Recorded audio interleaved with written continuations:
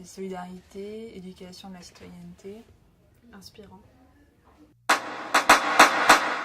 Notre projet s'appelle iFeedGood. C'est un projet qui vise à proposer des missions d'accompagnement avec des acteurs qui sont engagés sur la thématique de l'alimentation durable, donc présents dans les pays en voie de développement. L'idée, c'est de faire le lien entre le terrain et la France, auprès du public étudiant notamment. Donc on a deux volets. On a un volet qui a lieu quand on est sur le terrain, donc des échanges entre des classes qui nous suivent pendant l'année et les acteurs de terrain, via la production de contenu vidéo par exemple, ou des visioconférences. Et le deuxième volet, c'est à notre retour sur la forme d'événements de transmission.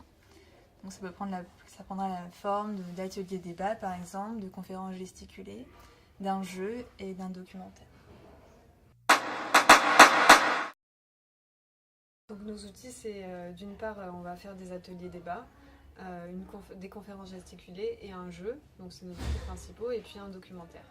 Et sinon, quand on sera sur le terrain, on va aussi mettre en place des échanges, donc des visioconférences, et en gros, c'est par ces biais-là qu'on va permettre les échanges entre les étudiants en agronomie notamment et les acteurs de l'alimentation durable.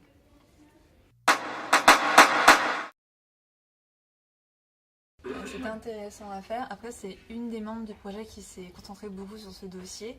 Nous, après, on se l'est réapproprié pour présenter devant le jury. C'était un peu stressant, mais on a essayé de bien reprendre. Parce que dans le mail, quand on nous dit qu'on allait sélectionner, on nous dit il faudrait approfondir tel point, tel point, tel point. On a essayé de vraiment axer sur ça pour leur montrer qu'on avait réfléchi et pousser le projet un cran plus loin, quoi. Mais de passer devant un jury de 8 personnes, c'est impressionnant, et surtout qu'on ne s'attendait pas à des questions aussi véhémentes peut-être, enfin, en tout cas qui nous ont un peu poussé dans nos retranchements. Non, c'était bienveillant quand même, mais c'est sûr que c'était plus, ils voulaient éclaircir sur certains points, quoi. Ouais.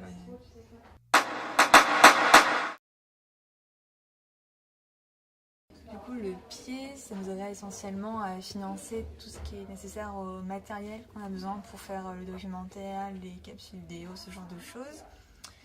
Ça nous servira également, quand on sera sur le terrain, à rencontrer d'autres acteurs. Donc au niveau du transport, ce serait une aide non négligeable. Et également aussi pour les événements de transmission, parce qu'on a un groupe qui est assez dispersé au coin de la France. Donc pas mal de frais de transport, et c'est vrai que le pied pourrait bien nous aider pour ça. Et puis pour optimiser nos outils pédagogiques et peut-être pour les rendre encore plus pertinents et faciles d'accès. Et si on l'a pas, on n'a pas rien. Vous avez cette éventualité. Non, je rigole. non, mais on a passé plusieurs appels à projets. On attend d'attendre les résultats aussi, et on envisage également de faire recours au crowdfunding si jamais on a vraiment